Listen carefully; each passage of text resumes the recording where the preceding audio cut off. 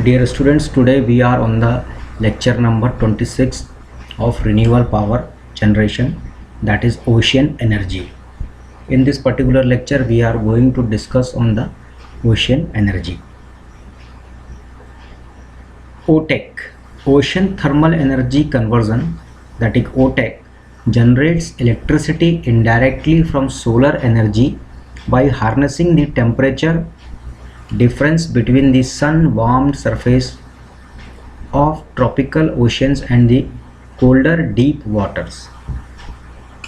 A significant fraction of solar radiation incident on the ocean is retained by seawater in tropical regions, resulting in average year-round surface temperatures of about 283 degrees centigrade. Deep cold water meanwhile forms a higher latitudes and descends to show along the seashore towards the equator. The warm surface layer, which extends to depth of about 100 to 200 meter, is separated from the deep cold water by a thermocline. The temperature difference T between the surface and 1000-meter depth ranges from 10 to 253 degrees centigrade, with larger differences occurring in equatorial and tropical waters, in that a differential of about 203 degrees centigrade is necessary to sustain viable operation of an OTEC facility. Since OTEC exploits renewable solar energy, recurring costs to generate electrical power are minimal.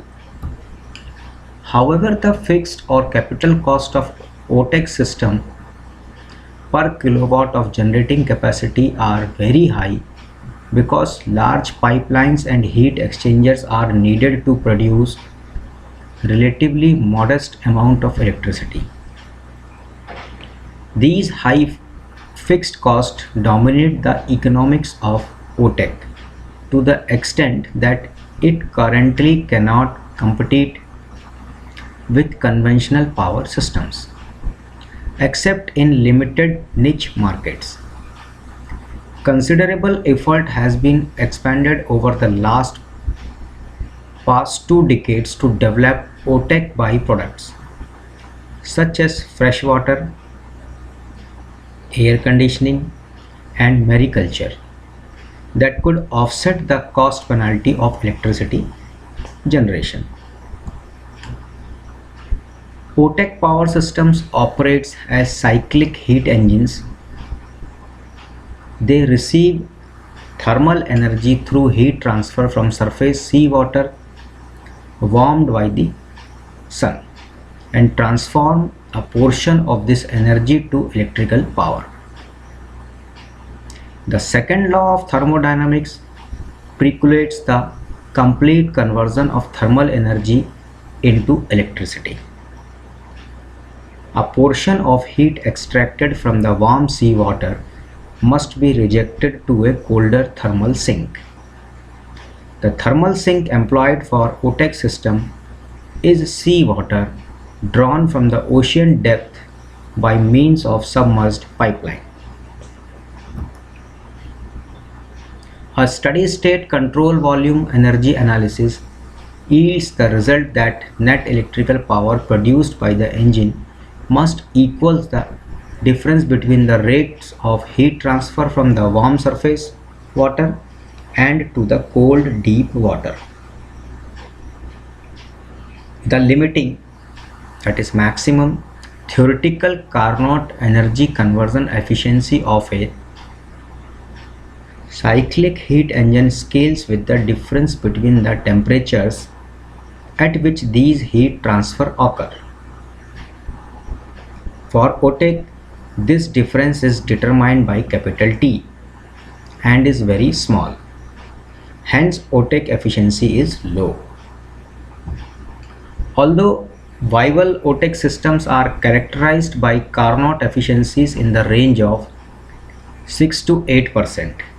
State-of-the-art combustion steam power cycles, which tap much higher temperature energy sources, are theoretically capable of converting more than 60% of the extracted thermal energy into electricity.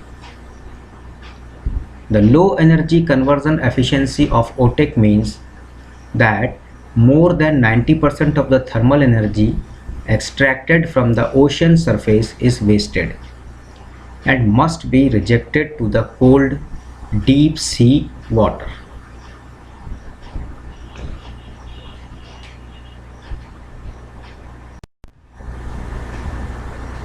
This necessitates large heat exchangers and seawater shore rates to produce relatively small amount of electricity. In spite of its inherent efficiency, OTEC, unlike conventional fossil energy systems, utilizes our renewable sources and possess minimal threat to the environment. In fact, it has been suggested that widespread adoption of OTEC could yield tangible environment benefits through avenues such as reduction of greenhouse gas, that is carbon dioxide emission, enhanced uptake of atmospheric CO2 by marine organism populations sustained by the nutrient-rich deep OTEC sea water, and preservation of corals and hurricane amelioration by limiting temperature rise in the surface ocean through energy extraction and artificial upwelling of deep water. Carnot efficiency applies only to an ideal heat engine. In real power generation systems, irreversibilities will further degrade performance. Given its low theoretical efficiency, successful implementation of OTEC power generation demands careful engineering to minimize irreversibility. Although OTEC consumes what is essentially a free resource, poor thermodynamic performance will reduce the quality of electricity available for sale and hence negatively affects the economic feasibility of an OTEC facility. An OTEC heat engine may be configured following designs by J. A. D'Arsenal, the French engineer who first proposed the OTEC concept in 1881, or G. Claude D'Arsenal, former student. Their designs are known respectively as closed cycle and open cycle OTEC. Now come to the closed cycle OTEC. D'Arsenal original concept employed a pure working fluid that would evaporate at the temperature of warm sea water. The vapor would subsequently expand and do work before being condensed by the cold sea water. This series of steps would be repeated continuously with the same working fluid, whose saw path and thermodynamic process representation constituted closed loops and hence the name closed cycle. The specific process adopted for a closed cycle OTEC is the Rankine or vapor power cycle. Figure is simplified schematic diagram of closed cycle OTEC system. In this particular diagram of closed cycle OTEC system, we can see that working fluid condensate coming from pump to evaporator, warm seawater, warm water in, connected to the evaporator to heat up the water, warm seawater discharge. The working fluid vapor, because after heating it is converted into vapor and given to the turbo generator, that is turbine and generator unit. After that it comes to the condenser, where cold sea water converted into the working fluid to the water, and it own gets cold and back to the cold sea water, that is come into the sea again. Then this cold working fluid, that is called the condensate, again pumped and sent to the evaporator. So this is about the complete cycle of closed cycle OTEC system.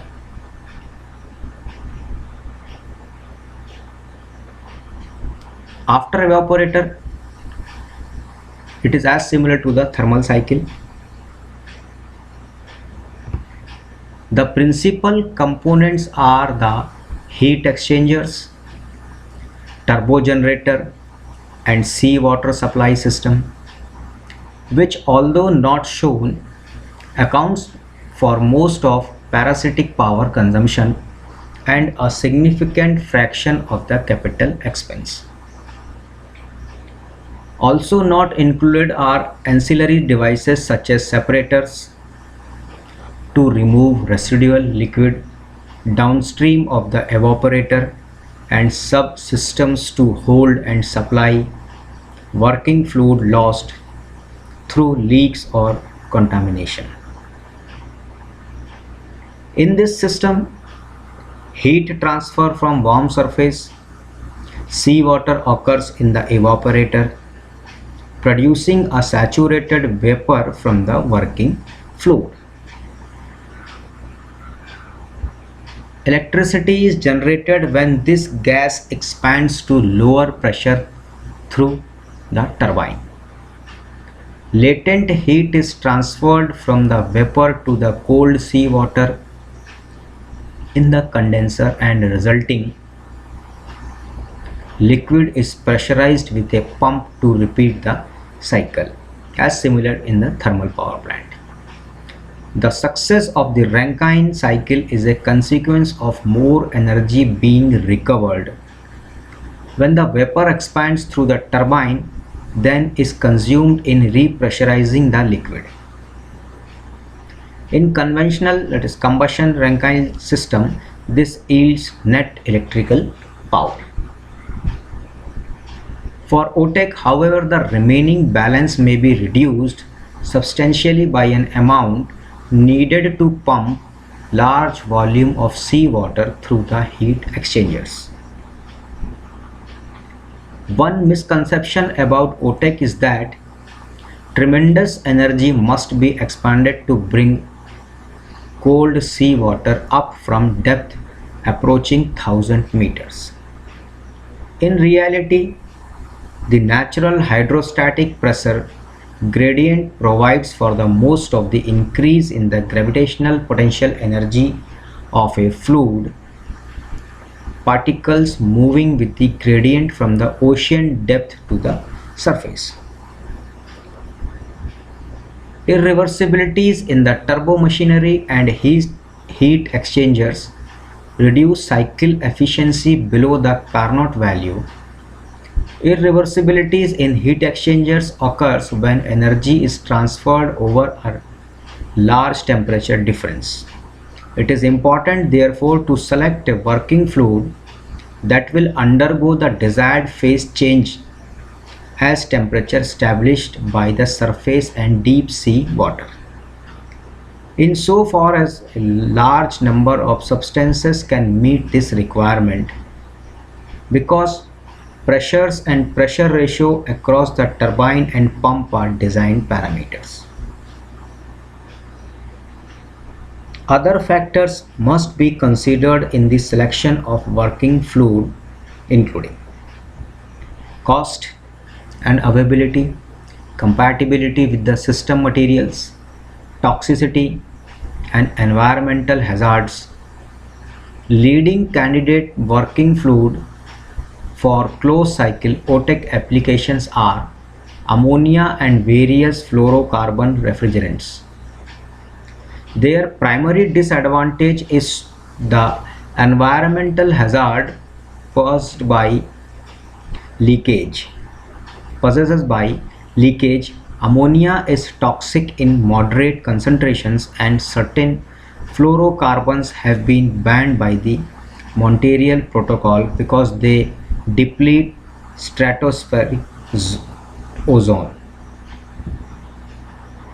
The Kalina or Adjustable Proportion Fluid Mixture APFM cycle is a variant of the OTEC closed cycle where a simple closed cycle OTEC system use a pure working fluid. The Kalina cycle proposed to employ a mixture of ammonia and water with varying proportions at different points in the system. The advantage of a binary mixture is that at a given pressure, evaporation or condensation occurs over a range of temperatures. A pure fluid, on the other hand, changes phase at constant temperature. This additional degree of freedom allows heat transfer related irreversibilities in the evaporator and condenser to be reduced.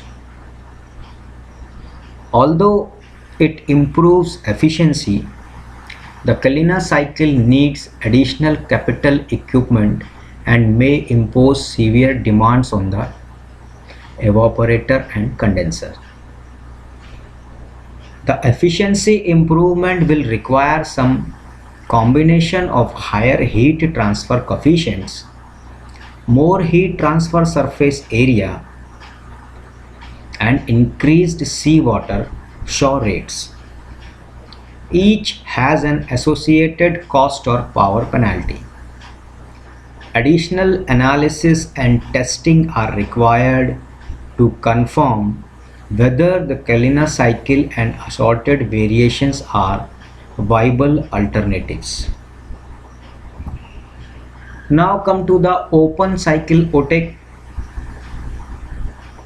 Claude's concern about the cost and potential biofouling of closed cycle heat exchangers led him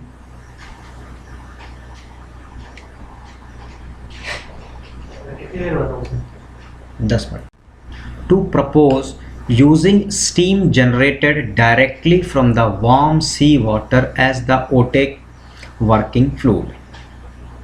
The steps of the Claude or open cycle are: first, flash evaporation of warm seawater in a partial vacuum. Second, expansion of the steam through a turbine to generate power. Third, condensation of the vapor by direct contact heat transfer to cold sea water. Fourth, compression and discharge of the condensate and any residual non-condensable gases. Unless fresh water is a desired byproduct, open cycle OTEC eliminates the need for surface heat exchangers. The name open cycle comes from the fact that the working fluid, that is steam, is discharged after a single pass and has different initial and final thermodynamics states. Hence the saw path and process are open. The essential features of an open cycle OTEC systems are present in figure. Here in this particular slide of open cycle OTEC system, you can see here deaeration is optional, warm seawater is heated, and non-condensable gases.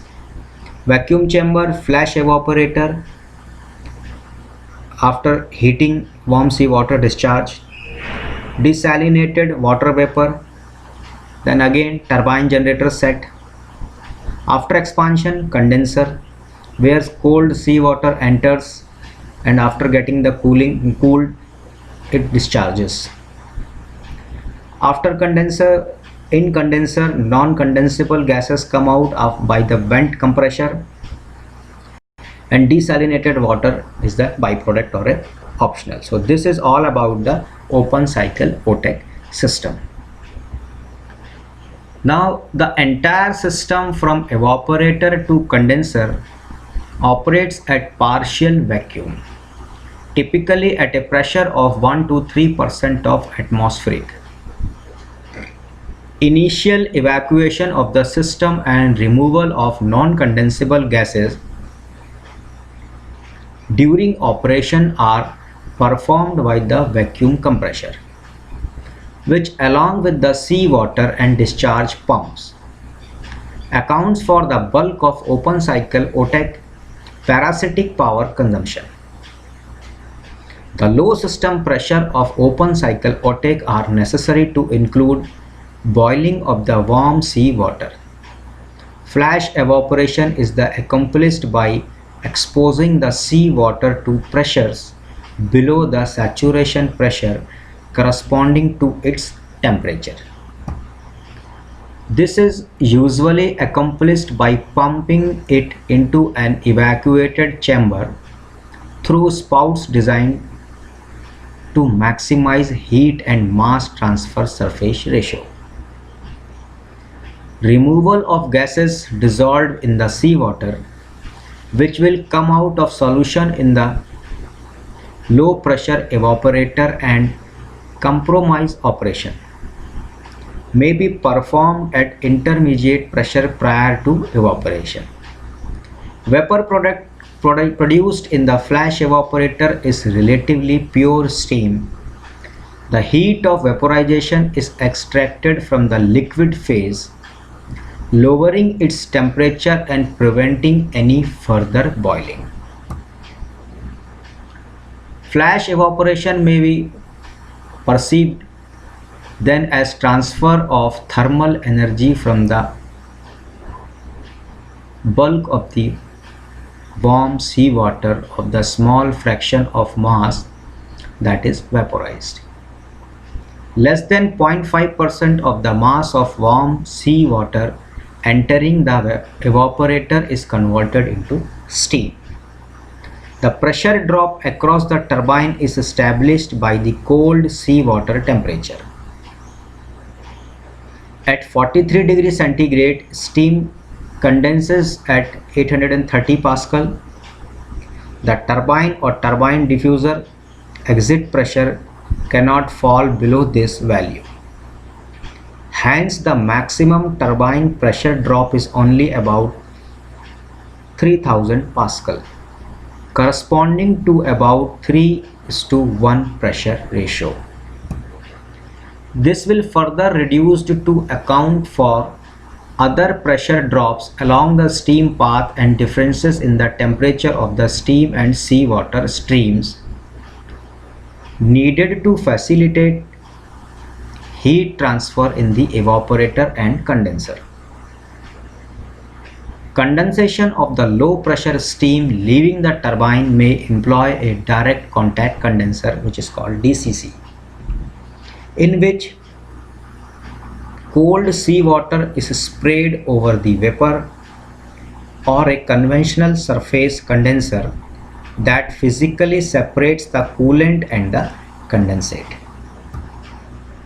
DCCs are inexpensive and have good heat transfer characteristics because they lack a solid thermal boundary between the warm and cool fluids.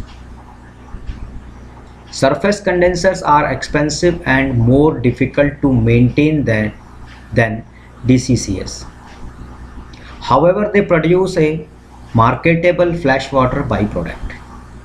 Effluents from the condenser must be discharged to the environment. Liquids are pressurized to ambient levels at the point of release by means of a pump, or if the elevation of the condenser is suitably high, can be compressed hydrostatically. As noted previously, non-condensable gases, which include any residual water vapor, dissolved gases that have come out of solution, and air that may have leaked into the system, are removed by the vacuum compressor. Open cycle OTEC eliminates expensive heat exchangers at the cost of low system pressure.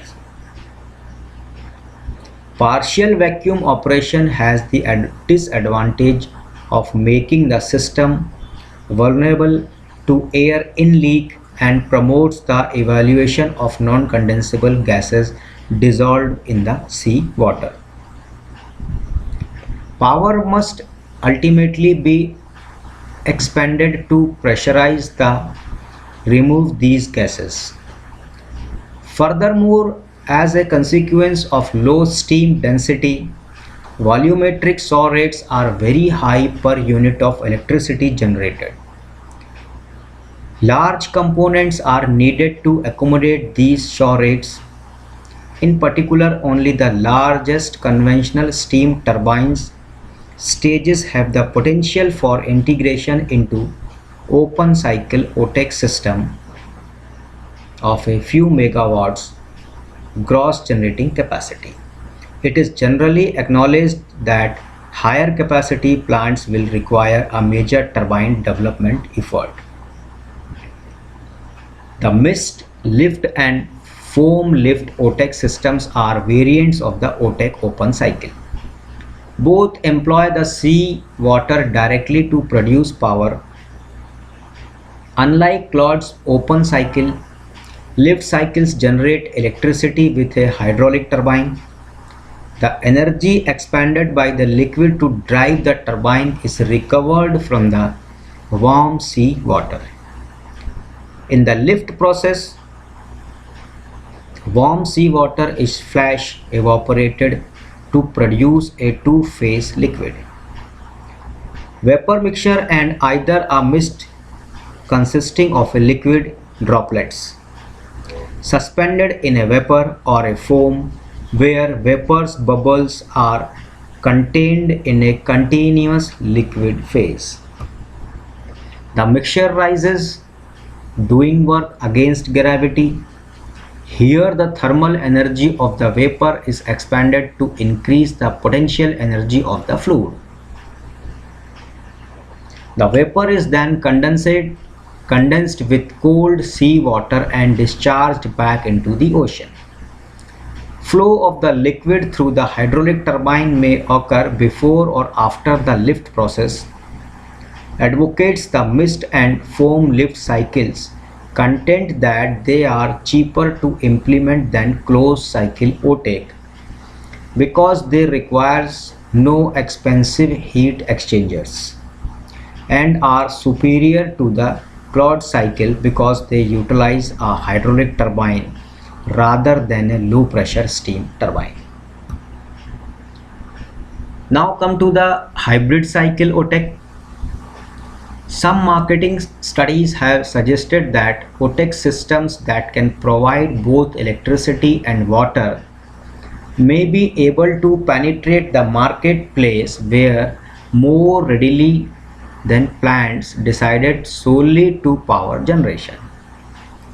Hybrid cycle OTEC was conceived as a response to these studies. Hybrid cycles combine the potable water production capabilities of open cycle OTEC with the potential for large electricity generation capacities offered by the closed cycle. Several hybrid cycle variants have been proposed. Typically, as in the Claude cycle, warm surface seawater is sash evaporated in a partial vacuum. This low pressure steam flows into a heat exchanger where it is employed to vaporize a pressurized low boiling point fluid such as ammonia. During this process, most of the steam condenses, yielding desalinated potable water. The ammonia vapor shows through a simple closed cycle power loop and is condensated using cold seawater. The uncondensated steam and other gases existing the ammonia evaporator may be further cooled by heat transfer to either the liquid ammonia, leaving the ammonia condenser or cold seawater. The non-condensable are then compressed and discharged to the atmosphere. Steam is used as an intermediary heat transfer medium between the warm seawater and the ammonia.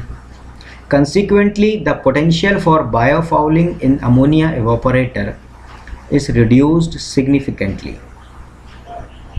Another advantage of the hybrid cycle released to freshwater production is that condensation occurs at significantly higher pressure than in open cycle OTEC condenser due to the elimination of the turbine from the steam show path. This may in turn yield some savings in the amount of power consumed to compress and discharge the non-condensable gases from the system. These savings relative to a simple closed cycle producing electricity and water, however, are offset by the additional back work to the closed cycle ammonia pump. One drawback of the hybrid cycle is that water production and power generation are closely coupled. Changes or problems in either the water or power subsystems will compromise performance of the other. Furthermore, there is a risk that potable water may be contaminated by an ammonia leak. In response to these concerns, an alternative hybrid cycle has been proposed comprising decoupled and water production components. The basis of this concept lies in the fact that warm seawater leaving a closed cycle evaporator is still sufficiently warm and cold seawater existing the condenser is sufficiently cold to sustain an independent freshwater production process. The alternative hybrid cycle consists of a conventional closed OTEC system that produces electricity and a downstream evaporation based desalination system. Water production and electricity generation can be adjusted independently and either can operate should a subsystem fail or require servicing. The primary drawback are that the ammonia evaporator uses warm seawater directly and is subject to biofouling. An additional equipment such as the potable water surface condenser is required, thus increasing capital expenses. So this is all about the OTEC system, in which we go through the complete open, closed and hybrid system. So this is all about the OTEC system. So thank you students, thank you very much.